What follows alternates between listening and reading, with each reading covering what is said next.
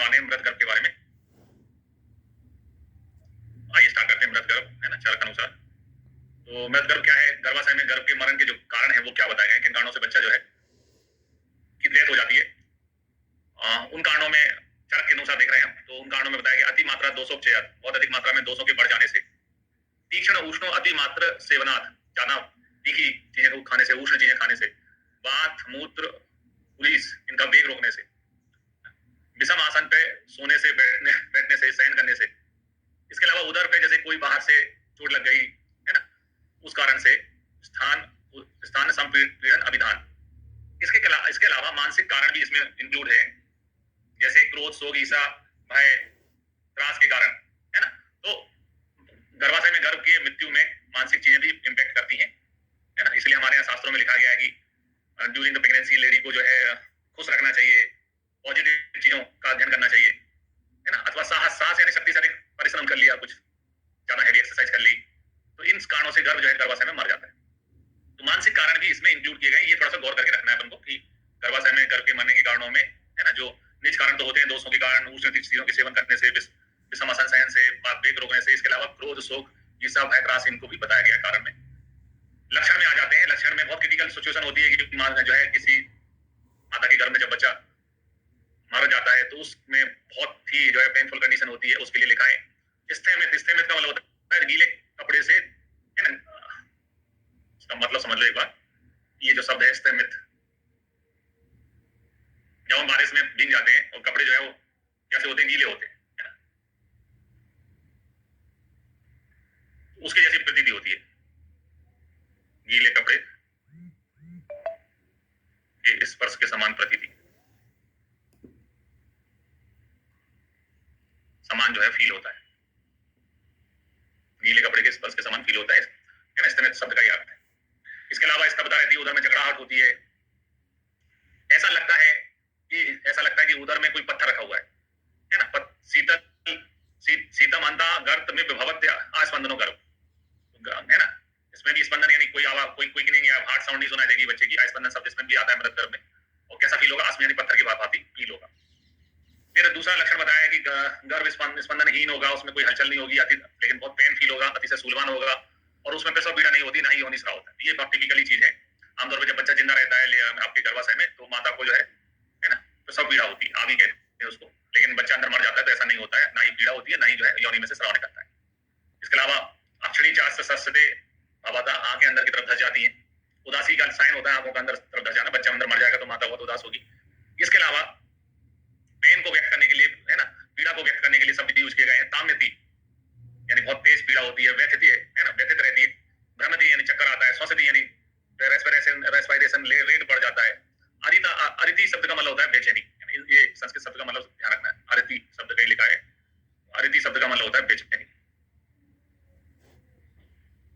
बेचैनी होगी, ठीक है। तो ये तामति, वैथते, भ्रमते, श्वसति, अरिता, बहुला, ऐसे ये 5 टिपिकल जो है पीड़ाएं यहाँ पर लिख बताई गई।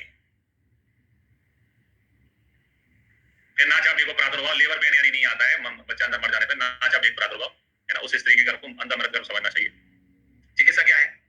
चिकित्सा का वो ईश्वर जिसने पूरे संसार को बनाया, उस संसार के जो है सृष्टिकर्ता ईश्वर की मर्जी यही थी, है ना, उसकी मर्जी को स्वीकार करो। और अथर्ववेदोक्त मंत्रों से जल को अभिमंत्रित करके, है ना, उसे पिलाकर गर्भ शल्य को बाहर निकालो। मतलब जमाने में एनेस्थीसिया भी नहीं होता था, है ना, तो साहस, मानसिक साहस बढ़ाकर जो गर्भ शल्य है, यानी मरा हुआ बच्चा तो शल्य कहलाएगा, अगर वो जिंदा होता तो गर्भ कहलाता। मरा हुआ बच्चा जो है फॉरेन बॉडी शल्य के समान काम करेगा, फिर उसको बाहर निकालना चाहिए। ये चरक के अनुसार है। अब आते हैं सुश्रुत के अनुसार।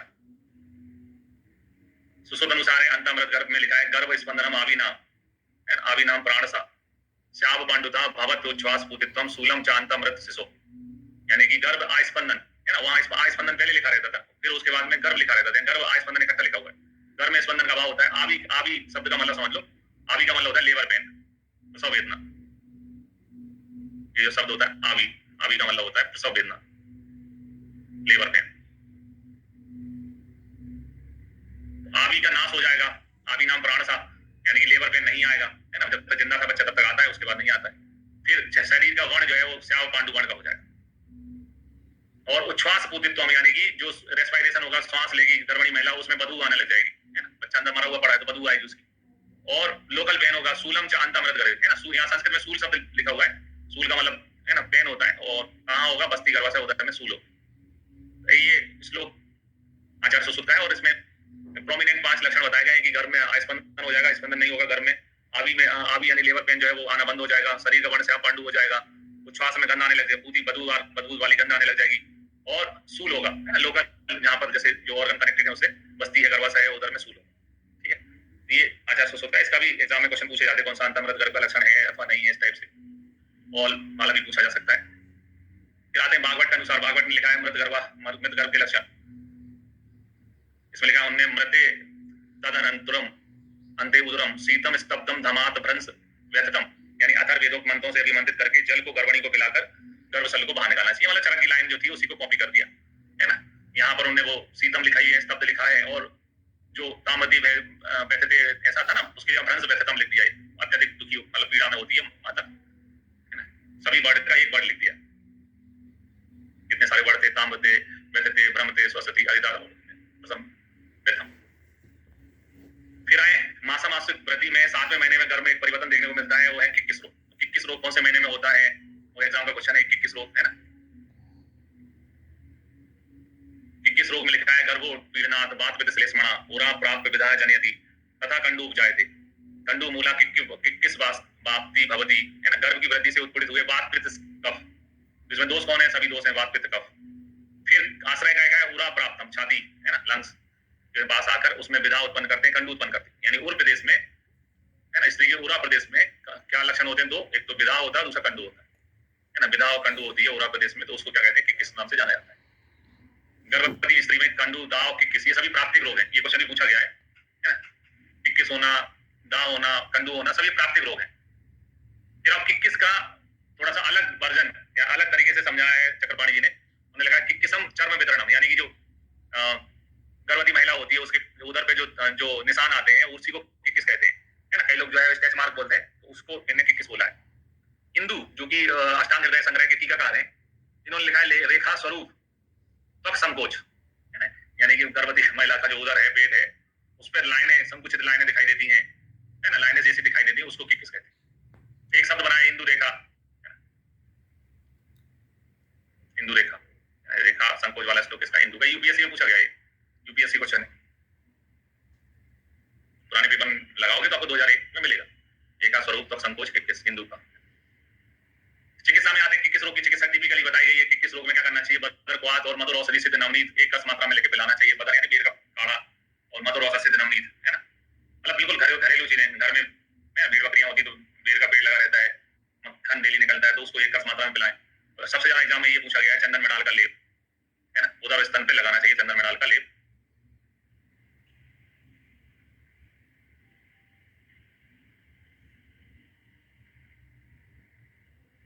श्याम पांडुता जो है ना, वो गर्भणी का ही होता है। बच्चा तो मर चुका है, उसके लिए तो वर्ण का सवाल पैदा नहीं होता।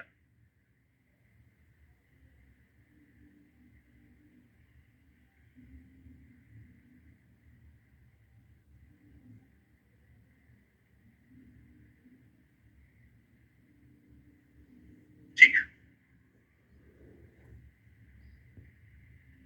है ना, तो चंदन में डाल के कल का लेप उधर स्तन पे लगाना चाहिए, ये बताया हुआ है किसने, आचार्य चरक ने। ये वाला लाइन भी आता है, चंदन में डाल करके, है ना, लेप उधर स्तन पे लगाना चाहिए।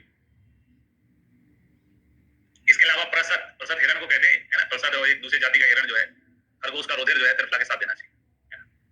एक कॉम्बिनेशन चंदन में डाल हो गया, एक कॉम्बिनेशन हो गया रुधिर त्रिफला, रक्त के साथ त्रिफला। और एक है करवीरक पत्र सिद्ध तेल अभ्यंग, करवीर से पत्र से सिद्ध तेल का अभ्यंग करना चाहिए, है ना, करवीर पत्र से सिद्ध जो है तेल का अभ्यंग करना चाहिए, करवीर पत्र सिद्ध तेल अभ्यंग।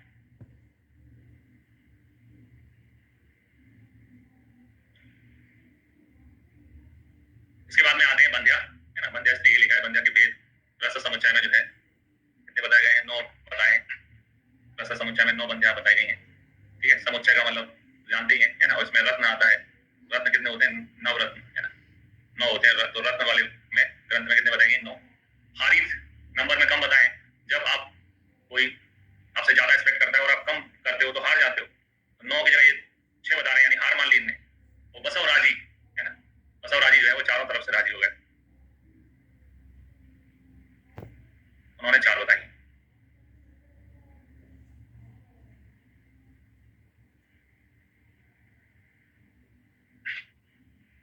ठीक है, आदि बंध्या में, आदि बंध्या से मतलब पहले बंध्या स्टार्ट करते हैं। तो पहले बंध्या आदि का मतलब स्टार्टिंग में होता है, तो उसमें पूर्व जन्म जन्मगत कर्म दुष्कर्मों के कारण गर्भस्राव वाली होती है स्त्री।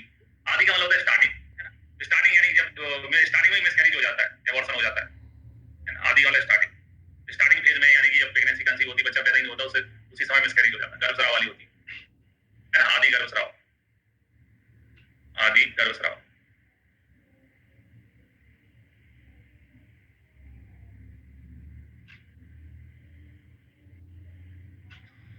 फिर है रक्त बंध्या।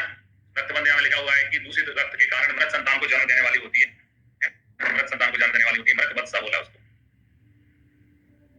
देखो रक्त को क्या बोलते हैं अपन, खून। नहीं, रक्त पड़ा तो अपन बोले खून, खून हो गया। खून को क्या बोलते हैं, मर्डर।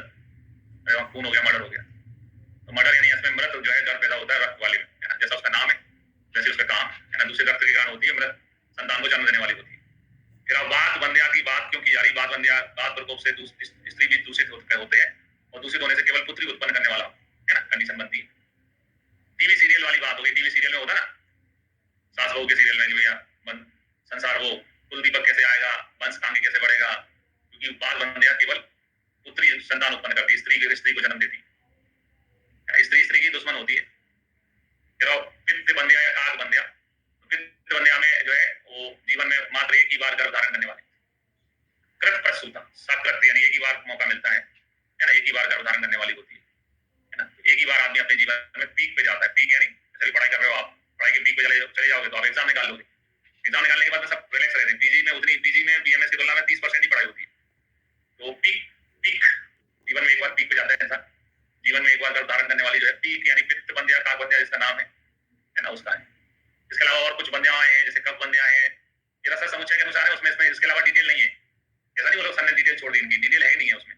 काग बंध्या, त्रिदोष बंध्या, भूत बंध्या, विचार बंध्या। विचार का मतलब है कि पूजा, पूज्य पुरुषों की पूजा में व्यतिक्रम के कारण उत्पन्न होने वाली बंध्या, यानी कि सब घर में पूजा पाठ कर रहे हैं, उसमें हमें पूजा पाठ में गलती हो गई कोई, तो उन कारणों से भी स्त्री बंध्या हो जाती है। देव बंध्या, देव यानी पहले पिछले जन्म में जो कर्म किए उनके कारण। फिर आज चिकित्सा, चिकित्सा में लिखा है जय सुंदर रस, वर्धमान रस, रतिसार, रत्न भागवतर रस, चक्रिका बद्ध रस का प्रयोग करना चाहिए।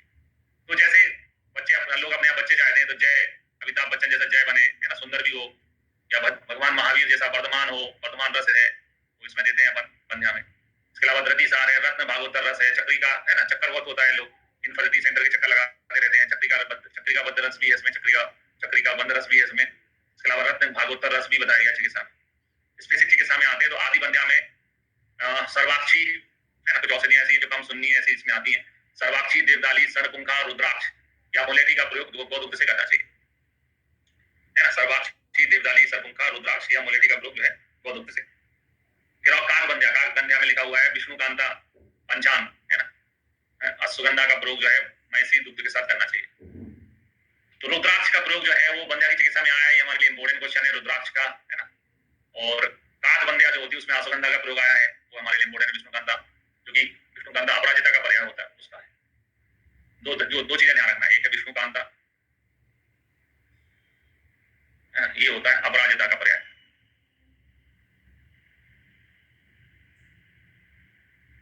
दूसरा है विश्वसेन कांता,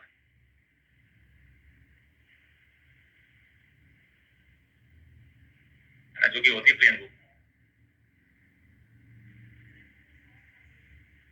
इसके अलावा श्वेत कंटकारी है ना, जैसे ब्रैती का प्रयोग जो है पुंसवन में बताया गया, श्वेत कंटकारी एवं बंद करकोटकी का प्रयोग जो है वो बंध्या की चिकित्सा में बताया गया रसद समुच्चय में। इसके अलावा काश्यप में एक लाइन आई है जिसका मतलब है न जातु बंध्या भवती न जातत्व प्रिय दर्शनम। लहसुन सेवन करने से स्त्री कभी बंध्या नहीं होती, ना ही अप्रिय दर्शन यानी उसका देखने का लुक्स जो है उसका भी खत्म नहीं होता है ना, हमेशा गुड लुकिंग रहती है। ये आचार्य काश्यप ने लहसुन के संदर्भ में कहा है, ना जातु बंध्या भवती, है ना, लहसुन के लिए कहा है काश्यप जी।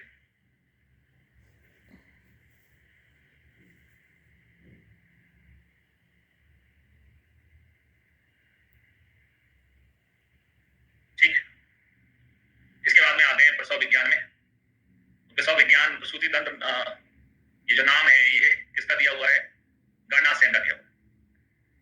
तो आपको मालूम है कि प्रसव काल की क्या करनी पड़ती है? गणना करनी पड़ती है।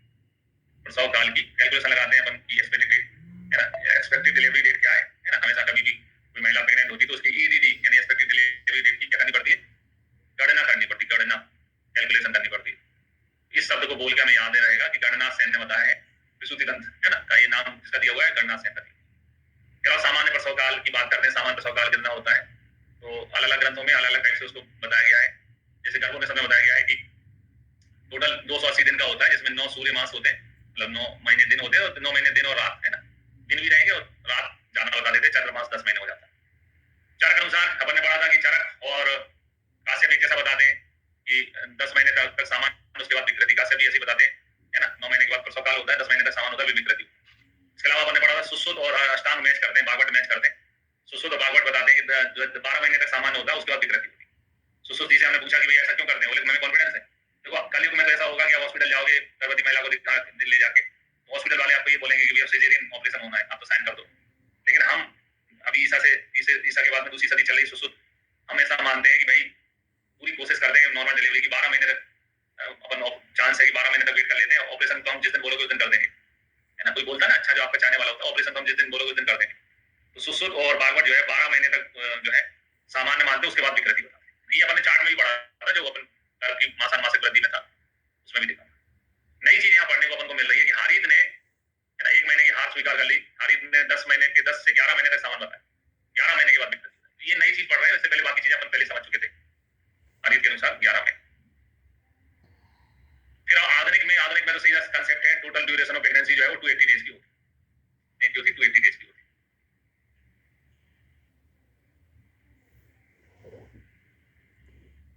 फिर आते हैं सूतिकागार के बारे में, देखते हैं। सूतिकागार के बारे में बताया कि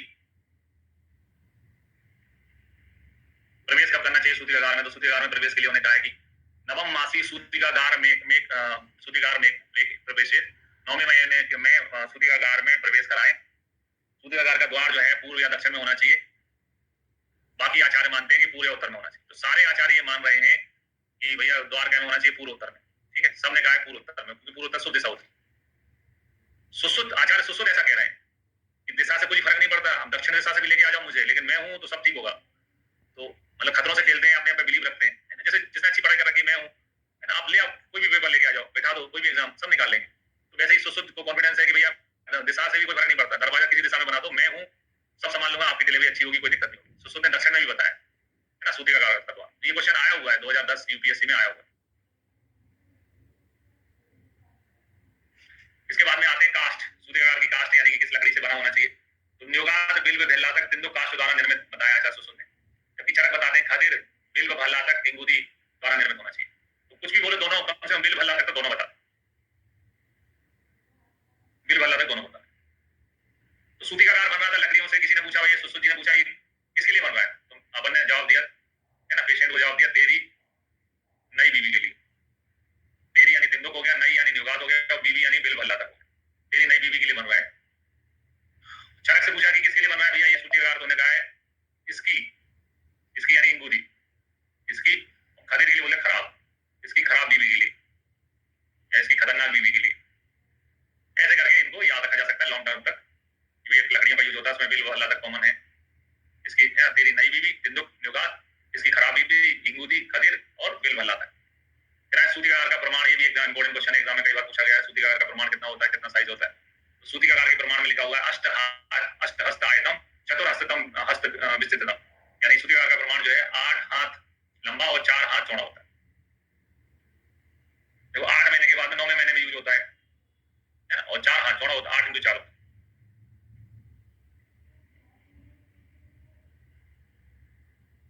अष्ट हस्त आयतम चतुर्हस्त विस्तृतम लिखा है ना। फिर आते हैं प्रसव के कारण में बच्चे का जन्म क्यों होता है, उसके बारे में क्या बोलते हैं आचार्य सुश्रुत बोलते हैं कि नाड़ी निबंध मुक्ति यानी काल के परिणाम से समय ड्यूरेशन पूरा हो गया।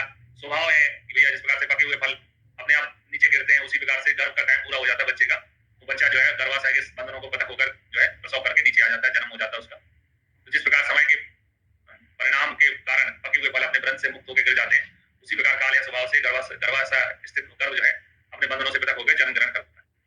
भेल ने कहा है कि भैया संपूर्णता, एक बार टोटल क्या जो है ग्रोथ हासिल कर ली बच्चे ने तो फिर बाहर हो जाता है। जैसे ये 280 डेज का होता है ना, क्या गेस्टेशन पीरियड, गर्भावस्था काल, उसमें भी मानते हैं कि ग्रोथ जो है 267 डेज तक ही होती है। ऐसा नहीं कि 280 दिन तक बच्चा वृद्धि करता रहता है। ग्रोथ जो होती है बच्चे की वो ग्रोथ होती है 267 डेज तक, उसके बाद में स्थिरता आ जाती है ना। इसलिए डॉक्टर से मिलने जाओ, कभी ऐसा कॉम्प्लिकेशन केस हो, आड़ा बच्चा हो, पोजीशन ठीक नहीं हो, तो डॉक्टर बोलते हैं कि भैया हाँ इतनी तारीख के बाद बात कभी बता देना, सिजेरियन हो जाएगा। तो संपूर्ण होने पर गर्भ का जन्म होता है, ऐसा भेल मानते हैं। और हारित कहते हैं गर्भावास से बैराग, बच्चा जो है 9 महीने तक पेट में रहते रहते बोर हो जाता है, तो कहता है लेट्स द कंपटीशन बिगिन, बाहर निकला जाए, कंपटीशन को फेस किया जाए, कब तक यहाँ रहेंगे। तो है ना, अपने स्थान से बैराग हो जाने से जो है वैसा होता है। तो सबके अलग अलग थ्योरी है। सुसुप्त की काल या स्वभाव है ना, सुसुप्त ने बोला काल या काल के कारण, स्वभाव के कारण, भेल ने बोला संपूर्णता के कारण, और बोला हारित ने बोला बैराग के कारण। घूमने क्यों आया, घर बैठे बोर हो गए थे यार, इसलिए घूमने आ गए, ऐसा करके।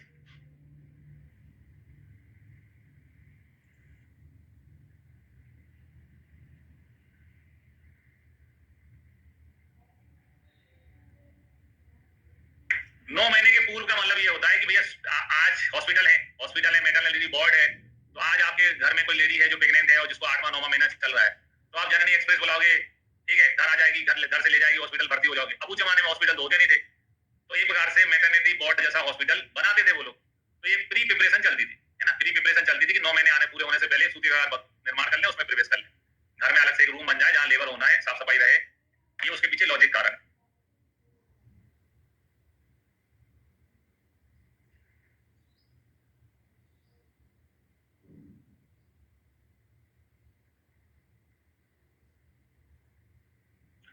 फिर आते हैं कुछ टर्मोलॉजी जो कि एग्जाम में पूछी गई थी लास्ट ईयर की, ऑल इंडिया पीजीटी में भी आई थी, तो उनको देखते हैं। चरक अनुसार विजनल काल के लक्षणों में आते हैं, तो लक्षणों में लिखा है किल्मो गात्राणाम गिलानी आननस्य लक्षणों शैथल्यम विमुक्त बंधत्वम एव वक्षसा कुक्षेवाप संसनम अधोगुरुत्वम भक्षणम कटी कुक्षी पार्श प्रस्तनिस्तोल यौने प्रसवणम अन्न अभिलाषा तदोअनंतर अभिनाम प्रादुर्भाव प्रसेकस्य गर्भोदस।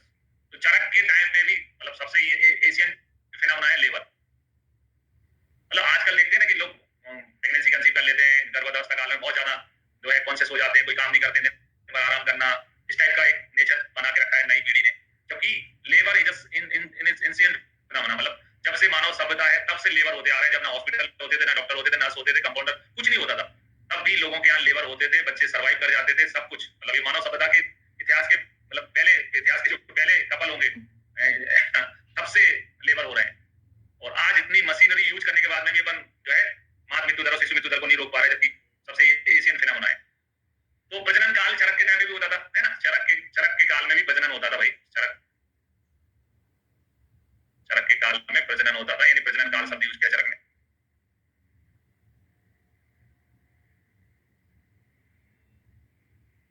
जैसे माँ बाप कभी ताना मानने के लिए बोलते थे, हमने तो बच्चे पाले ही नहीं है, बच्चे तो तुम ही पाल रहे हो, हमने तो देखा ही नहीं है। माँ बाप कभी भी बोलते हैं ना, जब आर्गुमेंट होता है दादा दादी की पीढ़ी का नई पीढ़ी से। तो प्रजनन काल बताया, जोड़े बनाने के रूप में ये क्वेश्चन पूछे जाते हैं। लास्ट ईयर के ऑल इंडिया पीजीटी में भी क्वेश्चन था। तो प्रजनन काल यानी कि वो टाइम जब डिलीवरी का टाइम आ चुका है लेडी का, तो उस समय क्या कंडीशंस होगी, कलम हो गाता नाम, है ना। तो ये दो शब्द को समझ लो आप, एक होता है श्रम। श्रम का मतलब होता है परिश्रम से थकावट। परिश्रम बोलोगे मेहनत, आपने मेहनत करी, खूब दौड़ा भागी करी, मेहनत के कारण क्या आ गया, थकावट होगी, तो उसको बोलते हैं श्रम। और दूसरा शब्द होता है किलम। किलम होता है बिना परिश्रम के थकावट। जैसे मैं हूं, कभी कभी गया है ना, मीटिंग ले रहे हैं कलेक्टर साहब, मीटिंग में अपना कोई बिंदु नहीं है, ठीक है, लेकिन मीटिंग तो अटेंड करना है, सभी अधिकारियों को बुलाया था। तो 2 घंटे 3 घंटे मीटिंग में, एसी रूम में, मीटिंग में, कुर्सी पे बैठे बैठे होने के बावजूद बाहर आके ऐसा लगता है थक गए, है ना, पक गए, तो वो किलम कहलाता है। बिना परिश्रम के थकावट को किलम कहते हैं, है ना। तो दो शब्द होते हैं, एक श्रम होता है, किलम होता है। तो शरीर में बिना परिश्रम के जो है थकावट महसूस होने लगती है ना, जब लेबर का टाइम आ जाता है। गिलानी आती है, अक्षणों, गिलानी आने से यानी चेहरा मुरझा जाता है, चेहरा मुरझा जाता है। अक्षणों से आंखों में शिथिलता आ जाती है, यानी कि आंखें शिथिल हो जाती है, डाउन हो जाती है। विमुक्त बंधत्वम एव वक्षसा कुक्षे अपसंसरम। विमुक्त बंधत्व का मतलब ये है, जब तक 8वां महीना चलता है सपोज, तो बच्चा जो है फ्लोटिंग कंडीशन में होता है, माता के गर्भ में जो इम्यूनिटिक क्या होता है, इम्यूनिटिक फ्लूइड में बच्चा तैरता रहता है। लेकिन 8वें महीने के बाद में इम्यूनिटिक फ्लूइड जो है वो घटने लगता है, और बच्चे का प्रकृति की देन के हिसाब से सिर भारी होता है, इसलिए उसका हेड जो है वो नीचे की ओर, पीविक सिम्फाइसिस जिसे अपन कहते हैं, सोनी मेगला, उसकी और हेड जो है वहां पे एंगेज हो जाता है, ठीक है। तो हेड एंगेज हो जाता है, बच्चा का हेड नीचे की ओर आ जाता है। तो पहले जो डायफ्राम में प्रेशर रहता था, है ना, बच्चा ऊपर की तरफ था, तो डायफ्राम होता है उसमें प्रेशर रहता था, वो प्रेशर रिलीज हो जाता है क्योंकि बच्चा नीचे भी और चला गया। उसी लाइन को लिखा है विमुक्त बंधत्वम, यानी कि जो छाती पक्ष में जो हैवीपन या फील होता था वो ठीक हो जाता है और बच्चा नीचे की ओर चला जाता है, तो कुक्षी में संसरण यानी कि कुक्षी में से किसी चीज को बाहर निकालना ऐसी फीलिंग आने लगती है। अधोभाग में हैवीपन फील होता है। तो कहाँ का हैवीपन फील होता है? बंक्षण में, कटी में, कुक्षी में, पार्श्व में, पृष्ठ में, इनमें चूचों में जैसी पीड़ा होती है।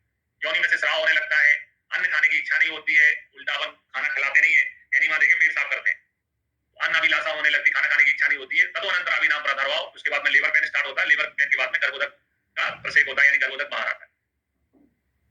तो चरक प्रजनन काल के लक्षण बताएं। आचार्य सुश्रुत में आते तो सुश्रुत में प्रजाइनी के लक्षण बताए हुए हैं। प्रजाइनी को ही अपन उपस्थित प्रसवा भी कहते हैं, दूसरे आचार्य, है ना, इसको जैसे भाव प्रकाश को प्रसव उत्सका कहते हैं, है ना। सुश्रुत में प्रजाइनी और उपस्थित प्रसवा के लक्षण बताएं।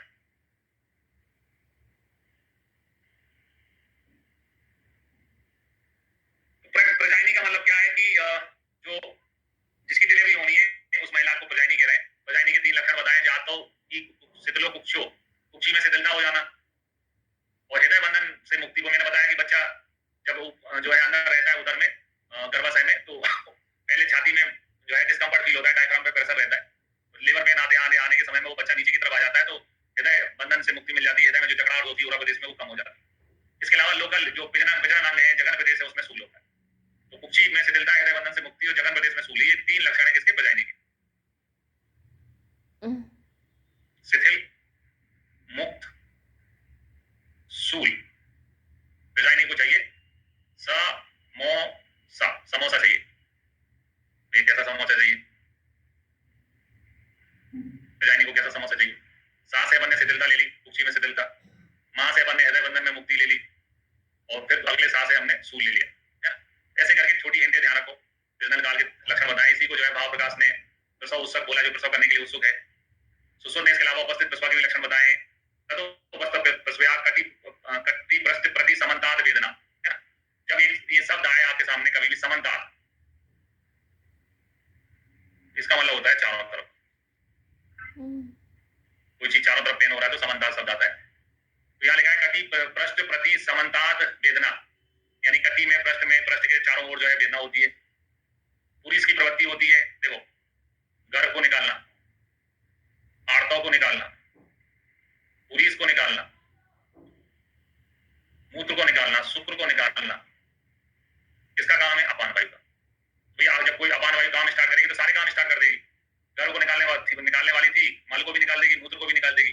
पुरीस की प्रवृत्ति होने लगती है, मूत्र निकलने लगता है, और योनि मुख से श्लेष्मा भी आने लगता है। पुरीस की प्रवृत्ति होने लगती है, मूत्र की प्रवृत्ति होने लगती है, और योनि मुख से श्लेष्मा आने लगता है। ठीक है, ये किसके लक्षण है? उपस्थित प्रसवा के हैं। इसी को दूसरे आचार्यों ने आसन्न प्रसवा भी बोला है। याद रखने का तरीका, सुश्रुत ने प्रजाइनी उपस्थित प्रसवा के लक्षण बताएं। तो याद रखने का तरीका, सुश्रुत ने कहा आई एम अ सर्जन, मैं हूं सर्जन, है ना। सुश्रुत क्या है? सर्जन है। सर्जन क्या रहता है? हॉस्पिटल में ऑन कॉल रहता है। सुश्रुत जी ने बोला कि प्रजाइनी आएगी, मतलब भाई मैं जा रहा हूं, मेरी ड्यूटी खत्म हो गई, लेकिन रात में पता चले प्रजाइनी आ गई, कोई लेबर केस आ गया, प्रजाइनी आएगी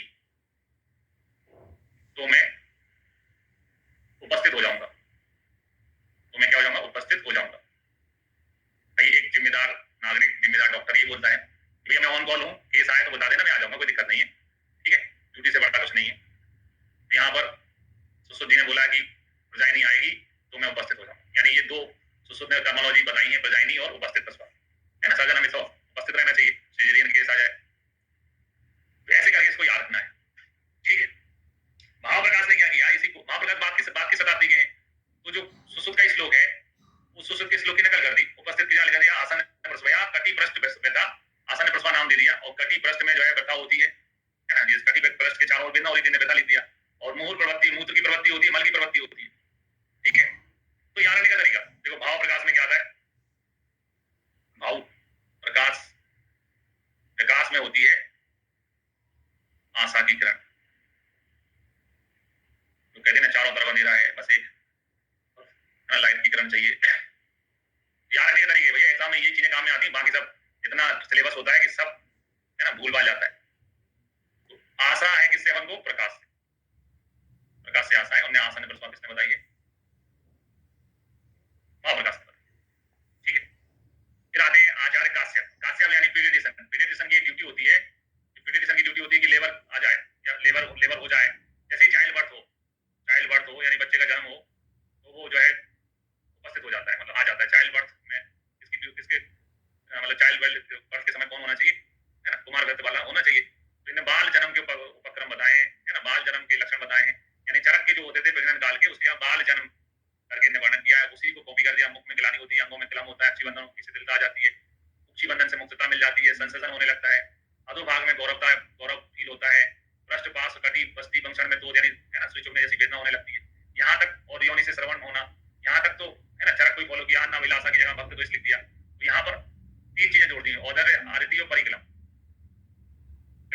बताता हूँ अदर यानी कि बेचैनी होती है ना। लेबर वाली महिला जो है कभी शांत नहीं होती, हमेशा बेचैन मिलेगी आपको। ये थोड़ा एक्स्ट्रा जोड़ दिया है ना। फिर आओ दूसरे आचार्यों से तुलना करते हैं तो अष्टांग संग्रह ने आसन प्रसवा का, यानी कि अष्टांग संग्रह ने आसन प्रसवा का और अष्टांग हृदय ने अतः स्वा प्रसवा का। आजकल जिसको प्रसव होना है उसके लक्षणों का वर्णन किया। अष्टांग हृदय अष्टांग संग्रह की बात करें तो वो वृद्ध भागवत है। वृद्ध से हमेशा वृद्ध लोगों से अपन को क्या रहती है, आशा रहती है, एक्सपीरियंस होता है ना। जैसे कोई डॉक्टर ने खूब डिलीवरी कराई तो उनको कॉन्फिडेंस रहता है कि अच्छा करेगी। अष्टांग हृदय जो है वो नकलची है ना। चरक सुश्रुत के बाद आते हैं और जो चरक सुश्रुत ने बताया उसी को लिख के उसमें थोड़ा बहुत चेंज करके बताते हैं। आज की भाषा, आजकल की भाषा में उसको कहते हैं कॉपी पेस्ट। कॉपी पेस्ट करने वाले, कॉपी पेस्ट वाला हमेशा यही बोलता है बस एक बार ओरिजिनल मिल जाने दो फिर उसको मैं आजकल में कॉपी कर दूंगा। आजकल में प्रसव जो है वो किसके द्वारा बताया गया है, अतः स्वा प्रसवा किसने बताया, अष्टांग हृदय ने बताया। ठीक है। फिर हम निवृत्त प्रसवा किसे कहते हैं, तो प्रसव के 6 साल तक जिसको संतान नहीं होती, मतलब एक बच्चा हो गया उसके बाद में दूसरे बच्चे के बीच में 6 साल का गैप हो चुका है ना, तो उसको निवृत्त प्रसवा कहते हैं। मतलब चांसेस है कि सिंगल मदर रह जाए, सिंगल बेबी रह जाए उनका, उसको निवृत्त प्रसवा कहते हैं। 6 साल का ड्यूरेशन इसमें होता है। तो जोड़े बनाने के रूप में मैच ऑफ द फॉलोइंग के रूप में पिछली बार के ऑल इंडिया पीजीटी में इसका क्वेश्चन आया भी था।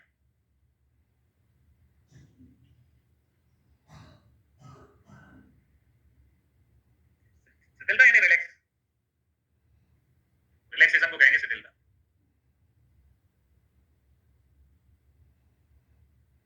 रिलैक्सेशन को बोलते हैं शिथिलता।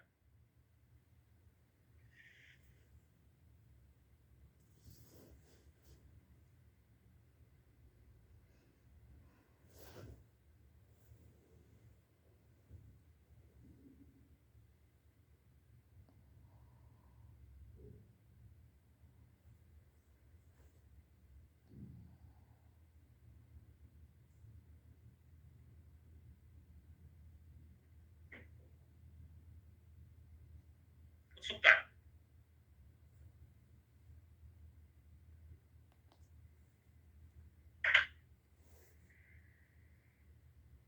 क्वेश्चन हल करेंगे तब, कभी पुराने पेपर हल करेंगे तो पता चल जाएगा आपको।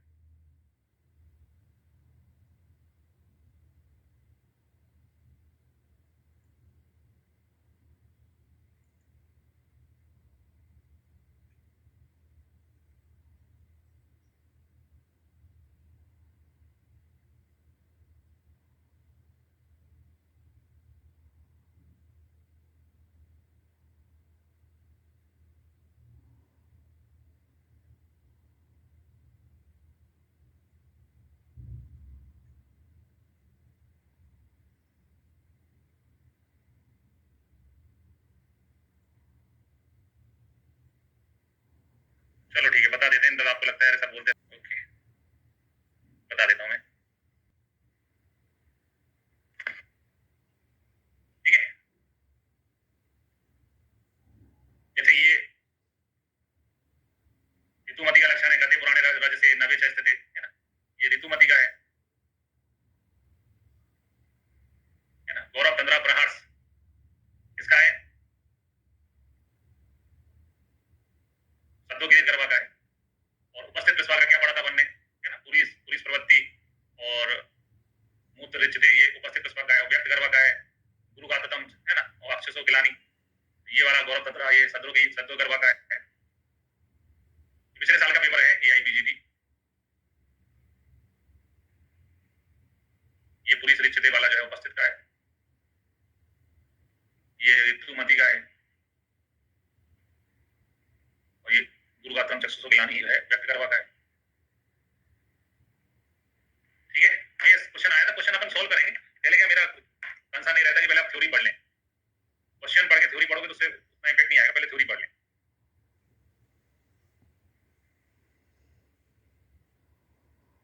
अरे भाई जो पढ़ा है ये स्थिति को सीधी ही आएगा।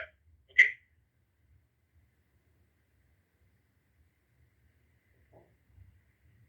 वो उसमें जो अपना ऐप है, ऐप में फ्री स्टडी मटेरियल चेक करो आप, फ्री स्टडी मटेरियल में सारे पेपर डले हुए हैं।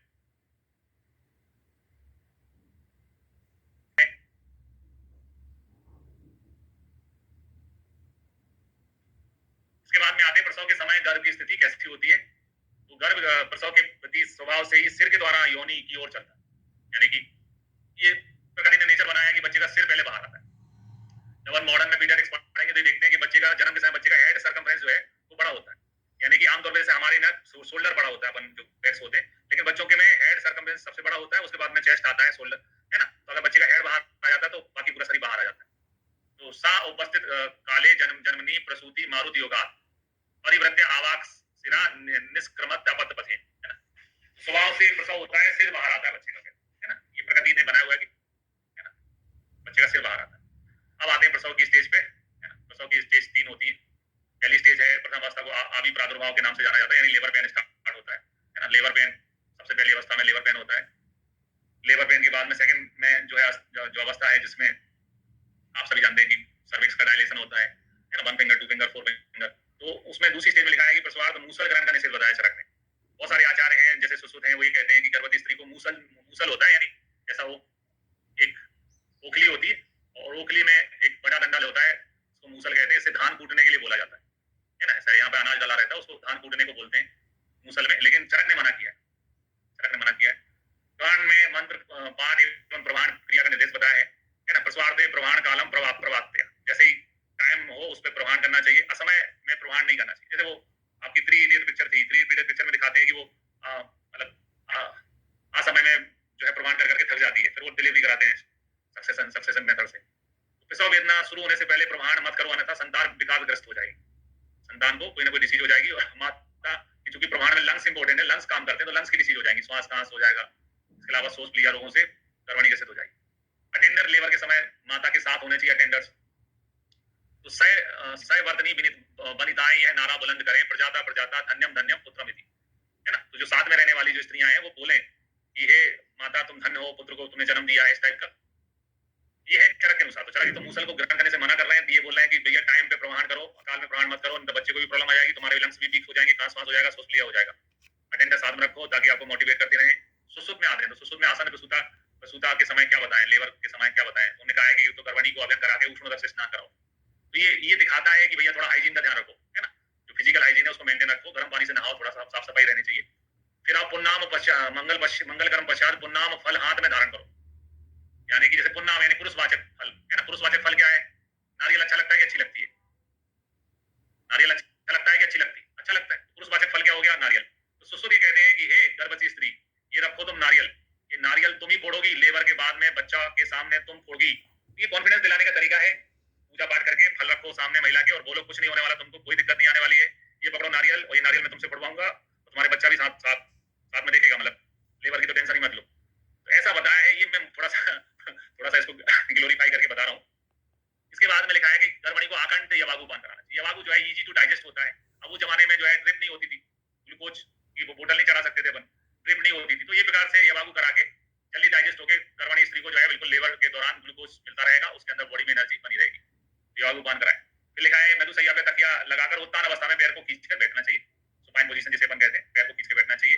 परिचर्या यानी कि लेबर की जो अटेंडर है उनको परिचर शब्द बोला गया है। ओटी अटेंडर होते हैं ना, जैसे उनको परिचय शब्द दिया है। वो कैसे कौन होना चाहिए? निशंक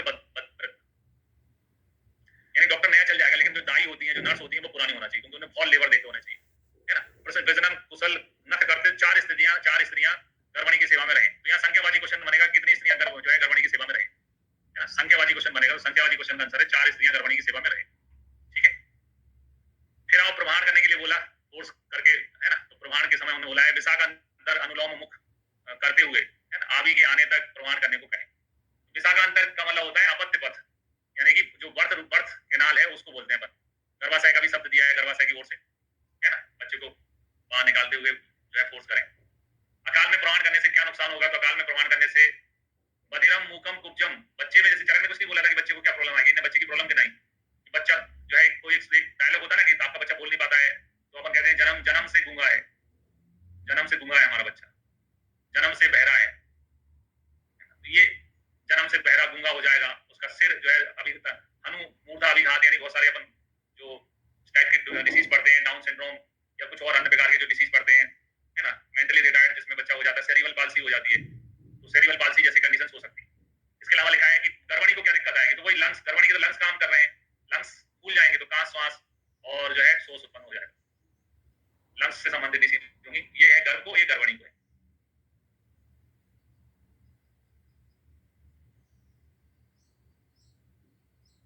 ठीक। फिर आते तृतीय अवस्था में, है तृतीय अवस्था क्या है? प्रसव पश्चात अपरापातन कराना चाहिए, वो तृतीय की अवस्था होती है। प्रसव पश्चात अपरापातन कराएं, स्त्री के चोटी के बालों के गुच्छे से उसके कंठ एवं तालू को रगड़ें। ठीक है, इसके पीछे जो है कंसेप्ट ये है कि हमारे मस्तिष्क, हमारे शरीर में 3 प्रकार की मसल्स होती हैं। एक होती है वॉलेंटरी, जिनको ऐच्छिक मसल कहते हैं, और एक होती है इनवॉलेंटरी, जिनको अनैच्छिक मसल कहते हैं। तो अनैच्छिक पेशियों का एक सेंटर होता है हमारे शरीर में, ठीक है, और वो सेंटर बोल रहा है अनैच्छिक पेशी अपना काम करो। अनैच्छिक पेशी कंठ में भी होती है, और जैसे अपन पानी पीते हैं तो पानी रुकता नहीं है, क्योंकि अपना कंट्रोल नहीं होता पानी में, और गर्भाशय में भी होती है। तो वो एक प्रकार से अनैच्छिक पेशियों का सेंटर हो जाए, वो उत्तेजित हो जाएगा, तो उसका प्रभाव दोनों जगह देखने को मिलेगा। ठीक है, इसके अलावा लिखा है भूर्ज पत्र कांच मणि सर्व निमोकच यस्य योनि धूपे। स्त्री की योनि में भूर्ज पत्र कांच मणि और मणिधर सर्व की कैंचुल का धुआं देना चाहिए। तो धूपन बनाया, योनि धूपन बताया किसका? भूर्ज पत्र का, है ना, कांच मणि और सर्व निमोक का, सांप की कैंचुली का।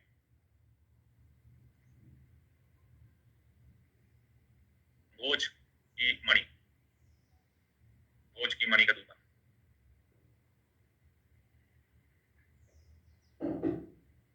फिर आते हैं मॉडर्न में। मॉडर्न में लेबर की 3 स्टेज होती है, फर्स्ट, सेकंड और थर्ड।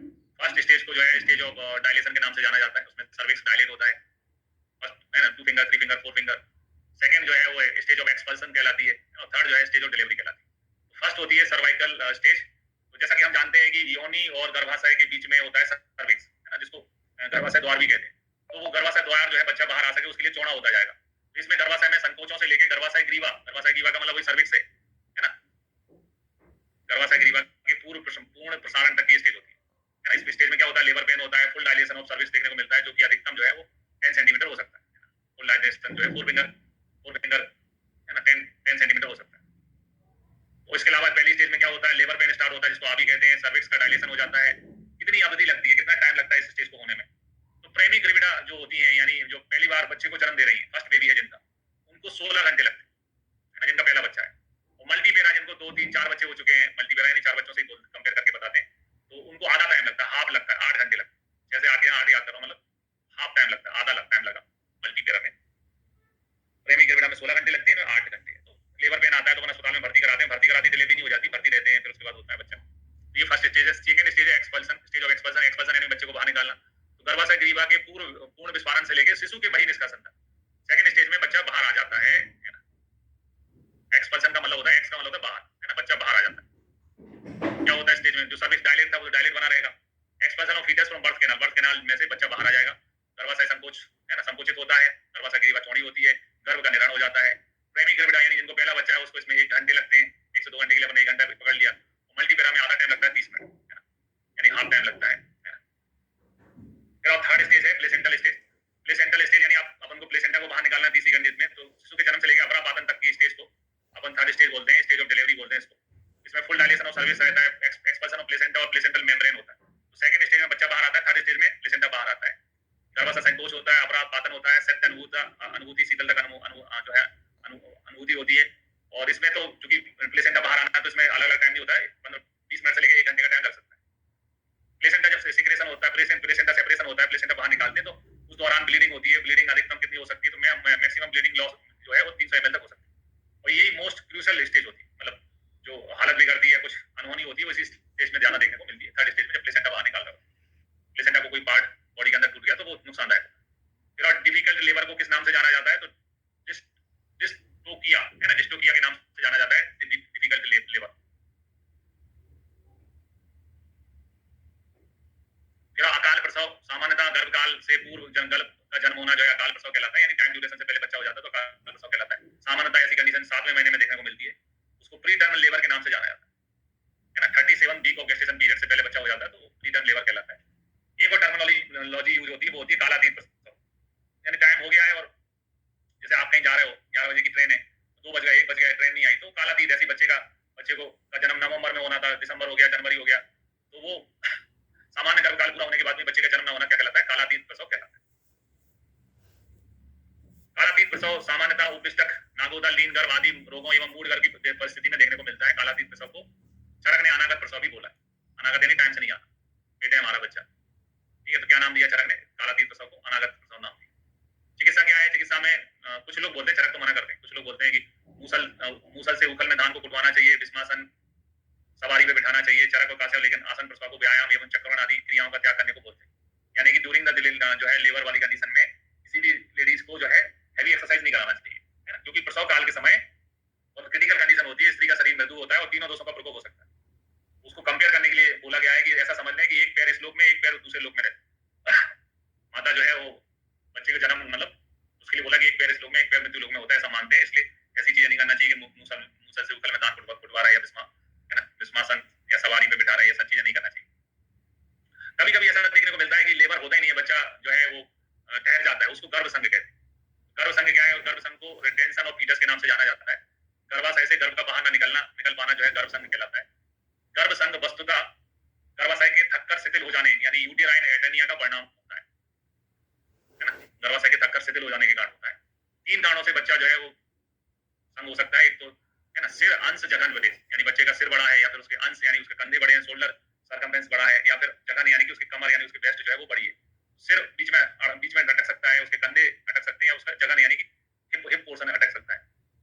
कारण गर्भ का प्रतिलोम या विषम स्थिति में आना, इसको आड़ा बच्चा कहते हैं। मतलब बच्चे का सिर नीचे नहीं आया, बच्चा आड़ा है ना। लेबर आड़ा बच्चा है तो आड़ा बच्चे में सी सेक्शन ही होता है, सिजेरियन ऑपरेशन किया जाता है। इसके अलावा मलाशय मूत्राशय का भरा होने से, मलाशय मूत्राशय भरा होने से थोड़ा स्पेस कम मिलता है। तो आमतौर पे इसके लिए तो तुरंत जैसे ही है सोप बबल एनीमा जिसको अपन कहते हैं, बस्ती बोलते हैं, एनीमा लगा देते हैं एलोपैथी में। पेशेंट भर्ती होता है उसमें एनीमा लगा के पेट साफ कर देते हैं। अकाल में प्रवाह नहीं करना चाहिए, प्राप्त काल में प्रवाह करना चाहिए। इन कारणों से गर्भ का संघ होता है। गर्भ संघ की चिकित्सा में इन्हें योनि धूपन लिखा है, जैसे अपन ने वहां भी पढ़ा था अभी, योनि धूपन लिखा है। कृष्ण सर्प निमोकेन पिंडी तेनवा, काले सांप की कैचुली और पिंडी तक से योनि का धूपन करना चाहिए। गर्भ जो है गर्भपिंडी या गर्भपिंडी, जैसे गर्भगृह में होते हैं ना भगवान ज्योतिर्लिंग जाते हैं तो वहां गर्भगृह में क्या होता है? पिंड होता है भगवान का, है ना, पिंड होता है, ज्योतिर्लिंग होता है। यहाँ गर्भ संघ में शब्द अपन को पकड़ना है पिंडी तक। उससे पहले अपरापातन में पढ़ा था अपन ने मणि है ना, ऊर्जपद कांच मणि है ना, कांच मणि पढ़ा था। अपरापातन में कांच मणि शब्द आता है। योनि धूपन दोनों में किया जाता है, अपरापातन में भी किया जाता है और गर्भ संघ में भी किया जाता है। इसके अलावा लांगली के मूल को, लांगली को जो है वो प्रसवकारी का बोलते हैं, है ना। इसका जो है प्रभाव से काम करती है। इसको बांधते हैं अपन हाथ पैर में तो इजी लेबर हो जाता है, आराम से लेबर हो जाता है। इसके अलावा सुवर्चला एवं पाटला को धारण करना चाहिए। कुछ औषधियां बताई उनको धारण करने के लिए बोला है। पाटला को, सुवर्चला को धारण करने के लिए बोला है।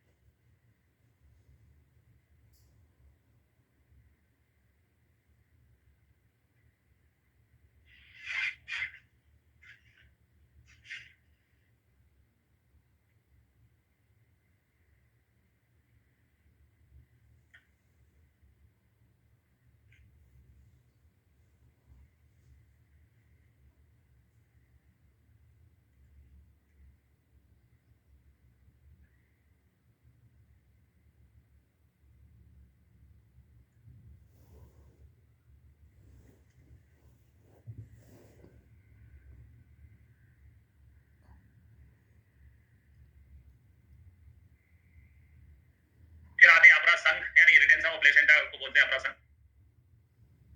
तो गर्भ प्रसव के 30 मिनट के पश्चात भी अपरा बाहर नहीं आए, प्लेसेंटा बाहर नहीं निकले, तो उसको 30 मिनट का टाइम ड्यूरेशन दिया, प्लेसेंटा बाहर नहीं आता 30 मिनट में, तो फिर उसको रिटेंशन ऑफ प्लेसेंटा कहते हैं।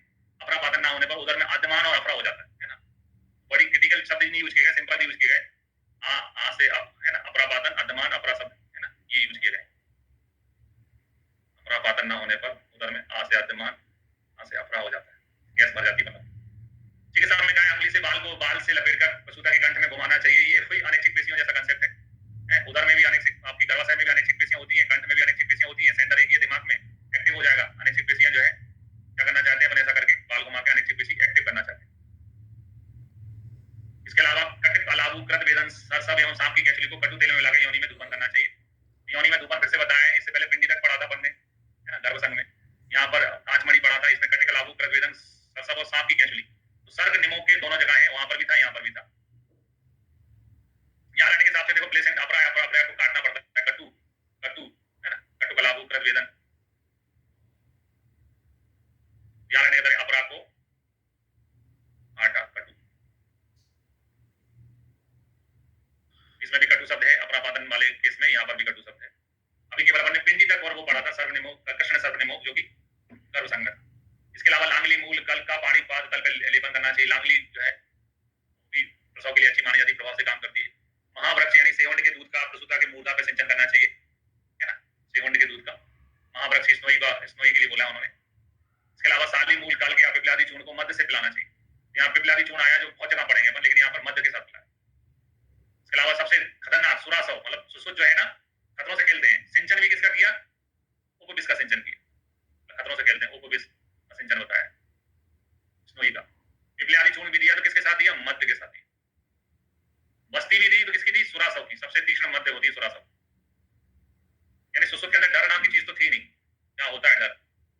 विक्रम राठौड़ थे, वो करते नहीं थे।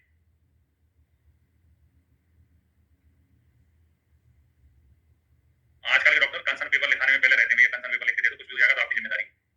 सबसे तीक्ष्ण मध्य की आस्थापन बस्ती बताई, निकालना है पेशेंट को कैसे भी करके। और सिद्धार्थक तेल की जो है उत्तर बस्ती बताई।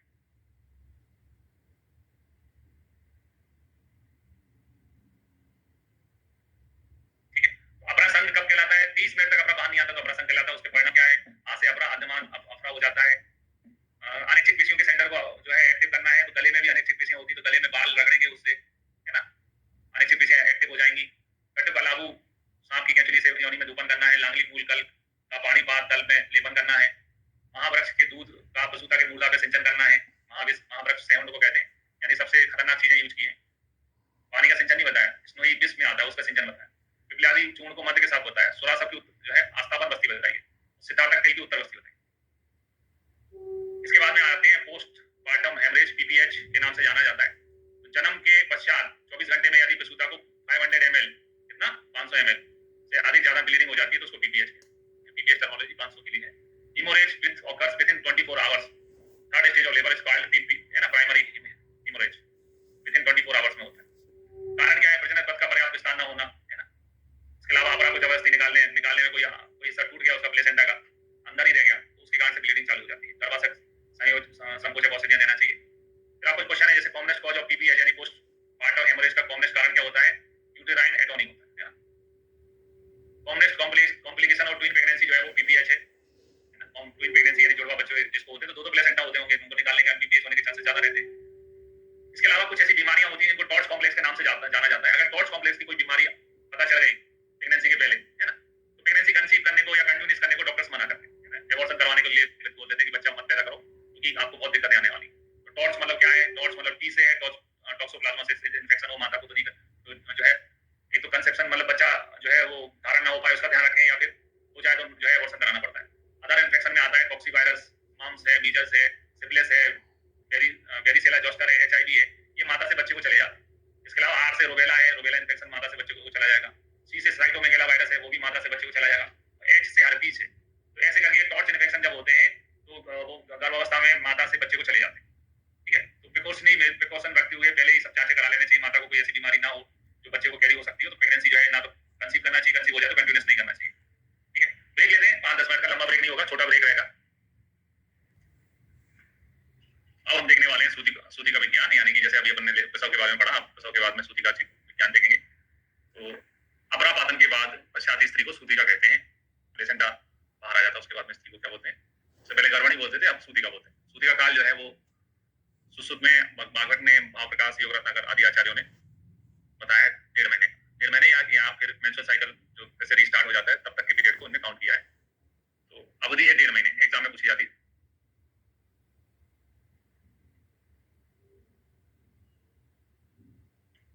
फिर काश्यप में सूती का संज्ञा जो है पहले महीने के लिए दी गई है। तो पास से प्रथम, पास से प्रसूता, सा से सूती का, सा से सड़मा,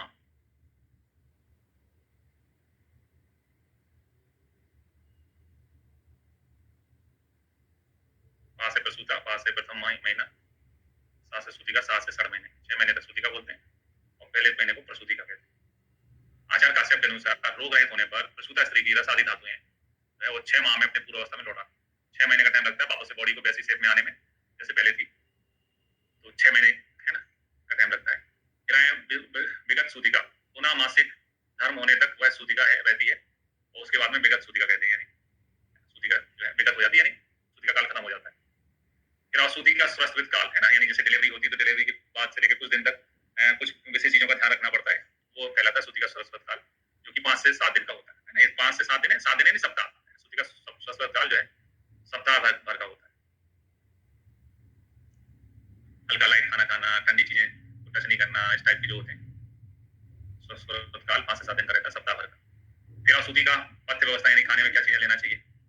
सूती का पथ्य व्यवस्था में काश्यप और भाव प्रकाश योग रत्न करने का ये बताया कि 1 महीने तक विशिष्ट विशिष्ट पथ्य की व्यवस्था बताइए। 1 महीने तक खाने पीने का विशेष ध्यान रखना चाहिए। किसके अनुसार? काश्यप, भाव प्रकाश और योग रत्न करता। सुश्रुत और भागवत कहते हैं कि मूढ़गर शल्य उदाहरण यानी मूढ़गर हुआ है एक बच्चा, उसके बाद में शल्य के द्वारा बाहर आया है, तो 4 महीने तक विशेष रूप से पथ्य है ना पथ्य व्यवस्था रहती है। कितने महीने तक मूढ़गर में पथ्य व्यवस्था होती है? वो एग्जाम का क्वेश्चन कई बार पीएससी में भी पूछा गया है, एमपीपीएससी में भी पूछा गया। 4 महीने। फिर आते हैं सूती का स्नान। सूती का स्नान 10वें 12वें दिन बताया है। 10वें 12वें माही गोत्राचरे सुबह सुतई यानी कि 10वें या 12वें दिन जो है वो सूतिका को स्नान करना चाहिए।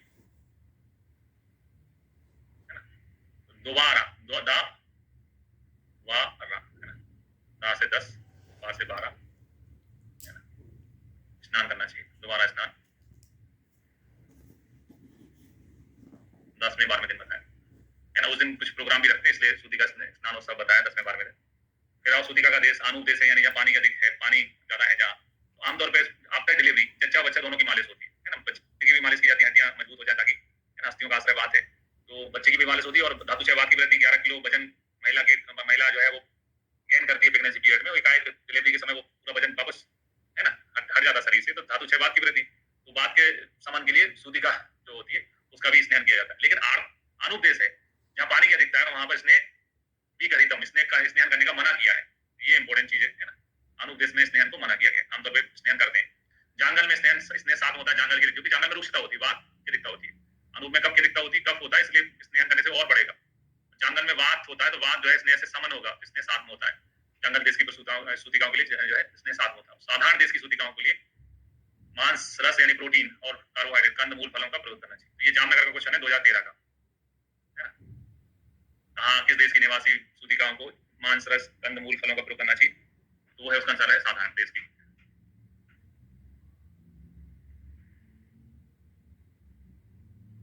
फिर आते हैं सूतिका परिचर्या में। सूतिका परिचर्या में लिखा हुआ है कि चरक निकाय प्रसवोत्तर कालिका हार विहार में सर्वप्रथम प्रयोग करने वाली चीज है पंचकोल। पंचकोल का प्रयोग करना चाहिए। पंचकोल शोधन भी करता है, अग्नि का दीपन भी करता है। ये क्वेश्चन आया था एग्जाम में, है ना। प्रसवोत्तर कालिका हार विहार में सर्वप्रथम प्रयोग होने वाली औषधि है पंचकोल। फिर आए आचार्य सुश्रुत ने बताया है कि सबसे पहले धातु क्षयवात की वृद्धि रहती है, तो इसलिए प्रसूता में सबसे पहले अभ्यंग करना चाहिए बलादेल का। बलादेल अभ्यंग करने से वात है ना समन होता है। बालादेल से अभ्यंग करके वात और औषधि द्वारा चिकित्सा करना चाहिए। तो सबसे पहले बलादेल से अभ्यंग। उसके बाद में पंचकोल चूर्ण बताया, वो भी पंचकोल चूर्ण के साथ देना है। पंचकोल थोड़ा तीक्ष्ण होता है, उष्ण होता है, उसकी उष्णता कम करने के लिए गुड़ के साथ देते हैं। जैसे अपने यहाँ नॉर्मल कल्चर में है कि गुड़ के लड्डू खिलाए जाते हैं आफ्टर डिलीवरी, गुड़ भी रहते हैं, उसमें मसाले भी होते हैं, सौंठ है ना, पिपली वगैरह भी होती है। तो पंचकोल चूर्ण और उष्ण गुणोदक है ना, इसका प्रयोग करना चाहिए दुष्ट रक्त शेष रहने तक। यानी ऐसा अगर आपको फील हो रहा है कि डिलीवरी के दौरान जो प्लेसेंटा सिक्रेशन हुआ था, अपरापातन हुआ था, उसमें कुछ हिस्सा अपरा का गर्भाशय में अटैच रह गया, गर्भाशय में अभी भी है, तो ये चीजें जो ले रहे हैं आप, पंचकोल ले रहे हैं, गुड़ के साथ ले रहे हैं, ये अपनी उष्णता से तीक्ष्णता से गर्भाशय का शोधन करके है ना रुके हुए जो अंश है आप उसको बाहर निकाल देंगे। ठीक है, तो पंचकोल चूर्ण उष्ण गुणोदक के साथ 2 या 3 दिन तक देना चाहिए। इसके अलावा बिदारी गंधा आदि साधित क्षीर एवागु का प्रयोग करना चाहिए। शरीर को एनर्जी भी चाहिए। बिदारी गंधा जो है जो कण है, विदा हो गई तो बात खत्म, विदा हो गई तो लड़की विदा हुई तो बात खत्म। बात अग्निगण में आता है बिदारी गंधादि गण, तो बिदारी गंधादि गण से साधित जो है ये वागु का क्षीर एवागु का प्रयोग करना चाहिए। पहले तो बलातेल है, बलातेल के बाद में पंचकोल गुण के साथ देना चाहिए, फिर उसके बाद में यवागु का प्रयोग होता है।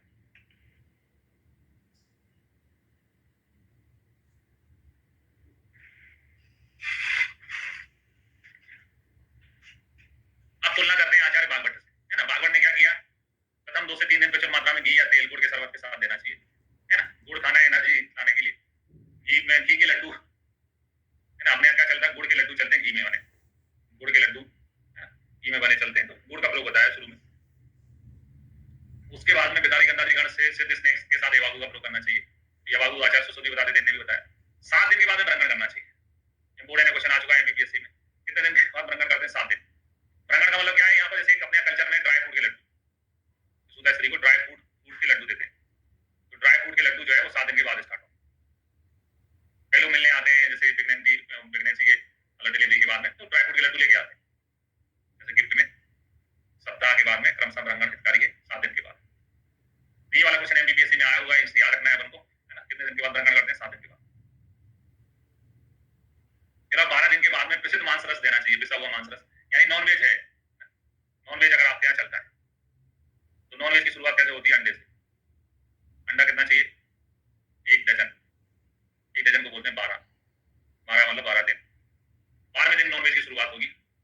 मांस रस का प्रयोग करना चाहिए। ब्रंगण साथ में दिन, ड्राई फ्रूट वगैरह साथ में दिन, और नॉन वेज आइटम 12 में दिन। फिर आते काश्यप, आचार्य काश्यप क्या बताते हैं? आचार्य काश्यप ने बताया कि जो है प्रजाता स्त्री है, प्रजाता स्त्री को त्रिवत की मणि बनाकर सिर में धारण करना चाहिए, है ना, त्रिवत मणि का सिर में धारण करना चाहिए, तो है ना, अगरमणि को श्रोणी में धारण करना चाहिए, प्रजाता को सिर में करना चाहिए। इतना तो कुछ नहीं करते, लेकिन कसकर कपड़ा बांध देते हैं। आपने अक्सर देखा होगा मैटरनिटी वार्ड में जो महिलाएं भर्ती रहती, सिर में कस के कपड़ा, है ना, कपड़ा बांध लेती कसकर।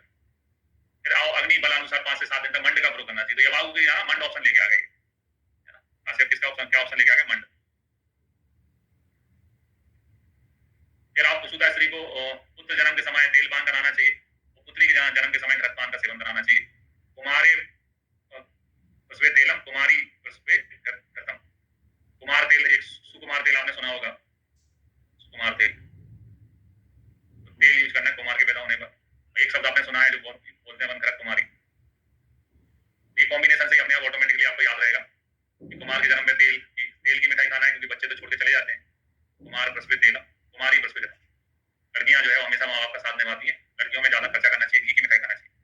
बोलने का तरीका है, विवेक जी ने यवागुचा दीपनियोग संस्कृतम, अग्निबल के अनुसार 5 से 7 दिन तक यवागु पान करना चाहिए। पहले मंड भी बताया, यवागु भी बताया। सूतिका में निषेध, काश्यप ने गाय स्नान छोड़ के, यानी मालिश, मालिश तो बच्चे दोनों की मालिश होती है, मालिश को छोड़ के स्वेदन, बमन, विरेचन, आस्थापन, अनुवासन, नस सबका निषेध है। महाप्रकाश ने कहा है कि सूतिका स्त्री को व्यायाम नहीं करना चाहिए, मैथुन नहीं करना चाहिए, क्रोध नहीं करना चाहिए, गुस्सा नहीं होना चाहिए। क्रोध में व्यक्ति क्रोध में आग बबूला होते हैं, क्रोध नहीं करना चाहिए, शीतल चीजों का सेवन नहीं करना चाहिए। आचार्य चरक कहते हैं चरक अनुसार प्रजाता को आस्थापन बस्ती देने से आम दोष की वृद्धि हो जाती है। तो आस्थापन बस्ती मना करते हैं चरक के ना, इसमें बस्ती यूज करते हैं। वृद्ध भागवत के अनुसार सूतिका को नष्ट देने पर क्षमता, रुचि, अंगसाद आदि उपद्रव हो सकते हैं। सूतिका को नष्ट देने से भी बचना है ना, मिला के भवन, विरेचन, स्वेदन, नष्ट वगैरह कुछ नहीं करना है ना, क्षमता, रुचि, अंगसाद आदि उपद्रव हो जाते हैं। फिर आए दुष्प्रजाता या सूतिका रोग, है ना, सूतिका रोग के निदान में, है ना, एक तो सूतिका या दुष्प्रजाता रोग के नाम से चैप्टर जो है वो मादा निदान में ही मिलता है। मादा निदान में इस नाम से चैप्टर है, जैसे चरक पढ़ते हैं तो चरक में योनि व्यापक चैप्टर है, लेकिन मादा निदान में सूतिका रोग भी चैप्टर है। तो सूतिका रोग में लिखा है मिथ्या उपचार करने से, यानी कि जैसे आपका डिलीवरी पिज्जा बर्गर खाने लग गया तुरंत उसी दिन, आज होगी डिलीवरी पिज्जा खाऊंगी, है ना, ऐसे हैवी खाना खा लिया, अच्छे से ध्यान नहीं रखा अपना, तो मिथ्या उपचार करने से, मानसिक क्लेश से, कभी संतान जो है ना, उसको कोई प्रॉब्लम रहती है, सास ससुर जो है जो अपनी बच्ची है उसको दाना देने लगते हैं, विषम एवं भोजन करने से सूतिका रोगों की उत्पत्ति होती है। सूतिका रोग के लक्षण में लिखा है अंग मर्दो, तो ये अंग मर्द कभी पीछा नहीं छूट रहा है ना, अंग मर्द यानी बॉडी है। अंग मर्द देखो, आर्तो वृद्धि में भी अंग मर्द था, आर्तो की वृद्धि होती तब अंग मर्द, आर्तो वृद्धि के बाद में असंधर यानी जो प्रदर होता है उसमें भी अंग मर्द। इसके अलावा एक प्रशंसमान गर्भ पढ़ते थे, प्रशंस, है ना, 4 महीने में प्रशंसमान गर्भ, सब जगह अंग मर्द लिखा हुआ है। सूतिका में भी अंग मर्द होता है। सारे मतलब लेडीज को बॉडी है यानी बदन दर्द होना एक बहुत कॉमन प्रॉब्लम होती है, जो बहुत जगह देखने को मिलती है। इतनी सारी जगह अंग मर्द शब्द आता है, आर्तो वृद्धि में, असंधर में, प्रशंसमान गर्भ में, सूतिका रोग में। इसके अलावा ज्वर होता है, ज्वर तो मेन है सूतिका रोगों में, ज्वर होता है, शरीर बॉडी में कंपन होना, पिपासा, है ना, गुरुगात्रता यानी वजन बहुत, आफ्टर डिलीवरी बहुत सारी महिलाएं वेट गेन करती हैं, लूज नहीं कर पाती, बॉडी से चेंज हो जाता है। शोथ, सूजन होना, सूल यानी पेन रहना, अतिसार, शोथ, सूल, अतिसार ये सूतिका रोगों के लक्षण है। शोथ, सूल, अतिसार, शोथ, सूल में भी सांस छुपी हुई है, सा आ आ सा, ये सूतिका रोगों के लक्षण है। सूतिका रोगों में ज्वर को प्रधान बताया काश्यप ने, जो सूतिका रोगों की संख्या 64 बताई गई, 64। काश्यप ने सूतिका रोगों में 6 प्रकार के ज्वर बताए, सूतिकाओं में 6 प्रकार के ज्वर होते हैं, वात, पित्त, संधिवात। इसके अलावा पहली बार जब लैक्टेशन होता है यानी मिल्क आता है माता को, उस समय भी एक ज्वर होता है। इसके अलावा अनहोनी ग्रह रोगों से भी एक ज्वर होता है, माता पिता का संधिवात, स्तनोत और गिरोध। कई बार अपने एलर्जी के केस भी देखते हैं, कभी कभी फूलों से एलर्जी होती है, किसी को डस्ट से एलर्जी होती है, तो उस गंध तरण स्पर्श से भी सूतिका में ज्वर उत्पन्न हो सकता है। काश्यप ने बोला है फूलों के स्पर्श से, तरण स्पर्श से भी ज्वर हो सकता है।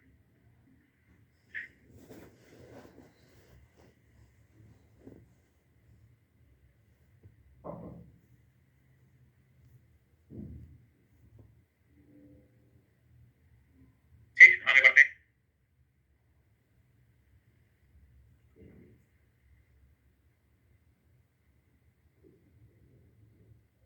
एनर्जी वीकनेस को दूर करने के लिए गुड़ जो है आयरन का सोर्स रहता है, खून बढ़ाने का एक नेचुरल चीज होता है आयरन।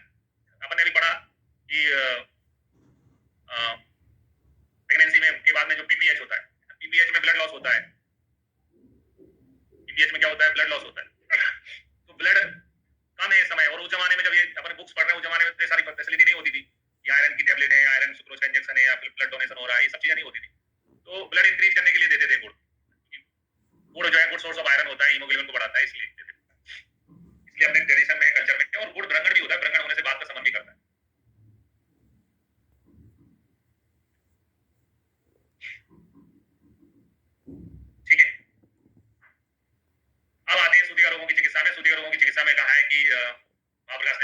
सूती का रोगों में वात नासक चिकित्सा करने का निर्देश है, यानी कि वात सामक चिकित्सा करना चाहिए। ना ही वातादिते योनि विनिदाम दूषित, यानी बिना वात की स्त्रियों की योनि दूषित नहीं होती है, इसलिए सबसे पहले वात की चिकित्सा की जाती है। कास्यप ने सूतिका को यौनि भ्रंश होने पर, यानी विजाइनल प्रोलेप्स होने पर, या जो है विजाइनल टियर होता है जो होने पर, मद्यपान को अमृत तुल्य बताया। यानी पेन किलर, मद्यपान जो है वो एक बार से पेन किलर का काम करेगा। जब प्रोलेप्स हो जाएगा, उसकी पीड़ा होगी, उसको उससे बचने के लिए जो मद्यपान है वो पेन किलर के रूप में काम करेगा। फिर आते प्रमुख सूतिका रोगहारी योगों में, है ना। तो भाव प्रकाश ने सूतिका रोगों में कुछ विशेष औषधियां बताई, जैसे उन्होंने पंचजीरक पाक बताया है ना। जीरा, जीरा तो हर चीज में जीरा पाउडर डालते हैं, प्रेगनेंसी के बाद में जो भी खाना खाते हैं, चाहे चावल खा रहे हैं, दाल खा रहे हैं, तो जीरा पाउडर मेन कंटेंट होता है, जीरा पाउडर उसमें डाला जाता है। तो पंचजीरक पाक बताया, 5 नंबर से चालू होने वाला पंचजीरक पाक बताया।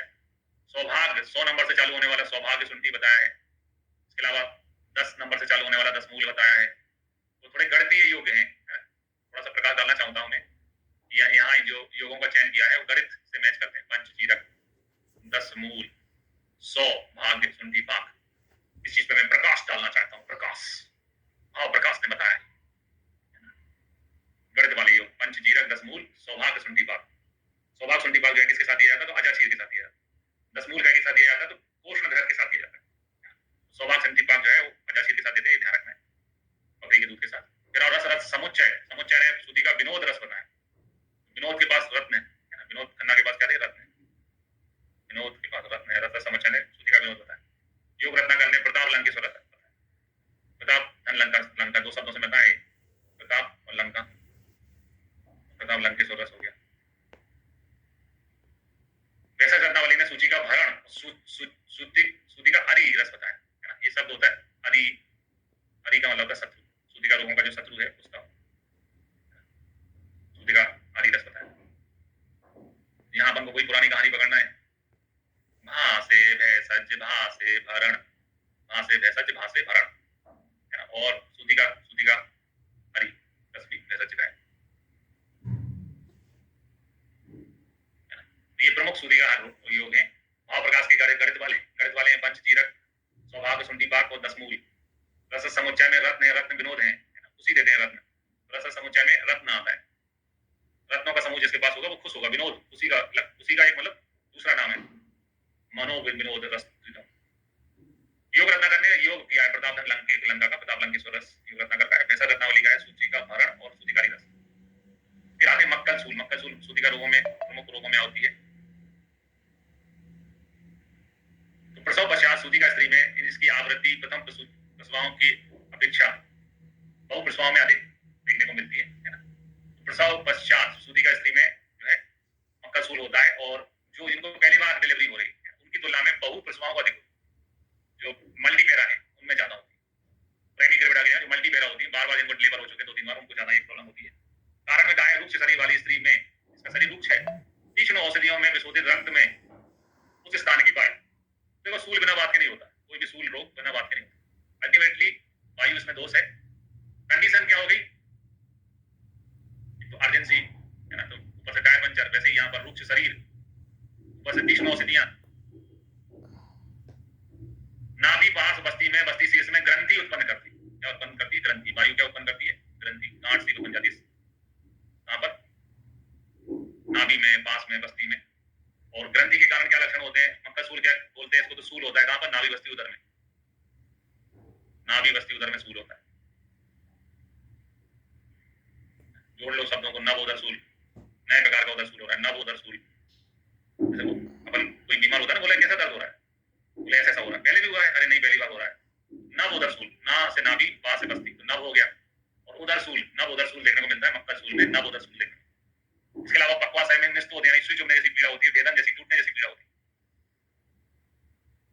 पक्वाशय में निस्तोध। उदर के चारों ओर अधमान होता है, अधमान लक्षण देखने को मिलता है। और मूत्र संग लक्षण होता है, रिटेंशन ऑफ यूरिन भी रहता है, यूरिन नहीं आती है। रिटेंशन ऑफ यूरिन बहुत इंपॉर्टेंट लक्षण है। मूत्र संग बहुत टिपिकल है, मूत्र संग अधमान के साथ आता है, अंगमार्ग के साथ नहीं आता, अधमान के साथ आता है।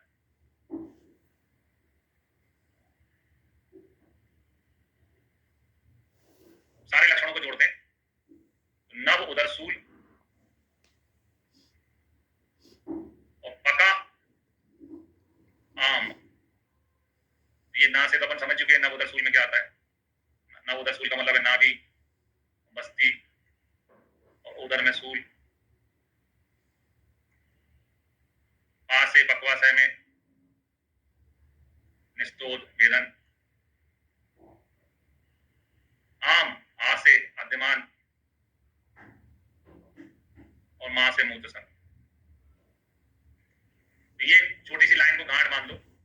मक्का सूल होगा, वायु ग्रंथि उत्पन्न करेगी और ग्रंथि के कारण होगा नव उदर सूल पका आम।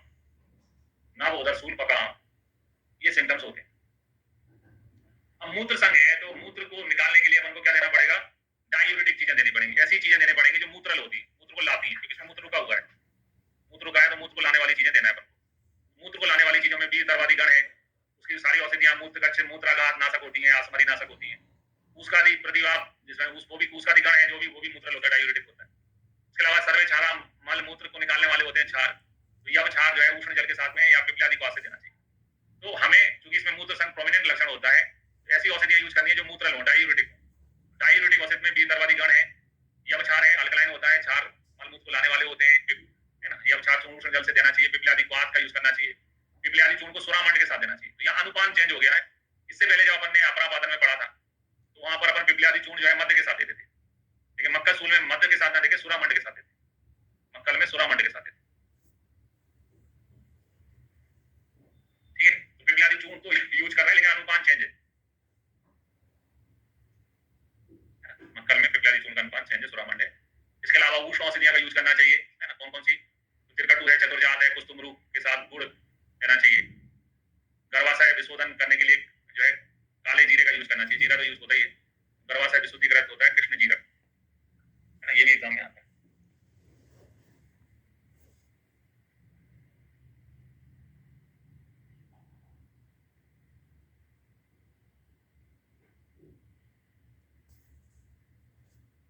ठीक,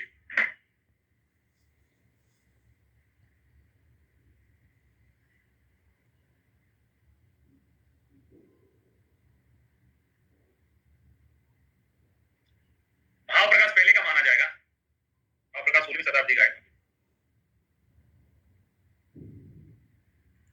इसके बाद में आते हैं उत्तर बस्ती, है ना। उत्तर बस्ती देखते हैं।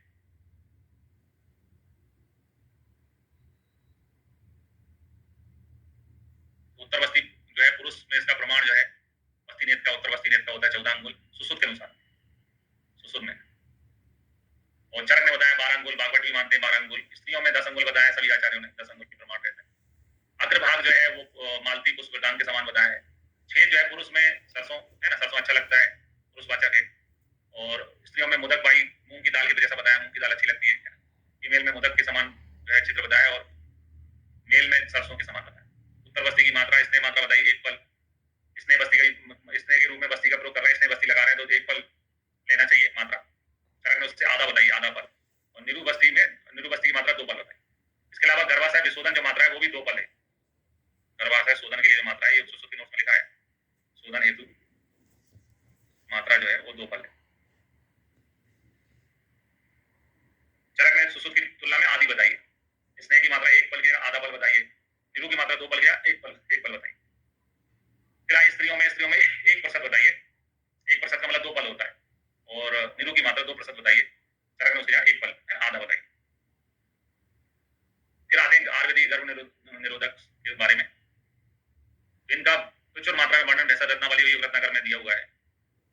योग रत्नाकर ने महाप्रयोग करने वाले योग बताए हैं।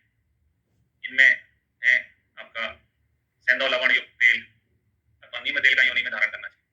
इसका तेल है नीम तेल, नीम क्रमयाग में होता है थोड़ा सा। नीम काष्ठ से योनि में धूपन करना चाहिए, तो नीम का प्रयोग बताया है। धतूरे के चूर्ण का योनि में धारण एवं धतूरे के जड़ को कमर में बांधना चाहिए, धतूरे का यूज बताया हुआ है। मांजू फल कल का योनि में धारण करना चाहिए।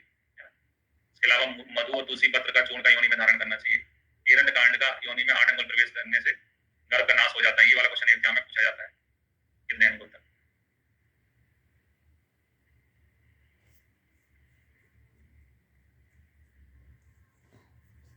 ठीक, 3-4 औषधियां हैं जो इसमें आती है। तो नीम आता है, नीम का तेल है, नीम की काष्ठ है, नीम है, धतूरा है, धतूरे के जड़ का चूर्ण है, धतूरे के जड़ को बांधना है, मांजू फल है, तुलसी है, एरंड है।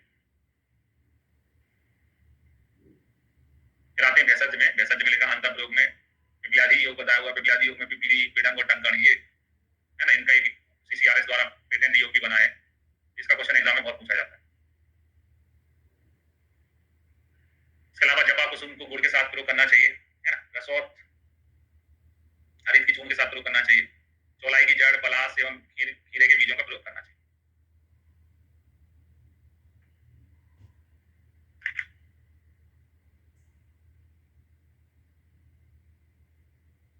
ठीक है, आज के लिए इतना ही, इसके बाद से आगे देखेंगे बाद में।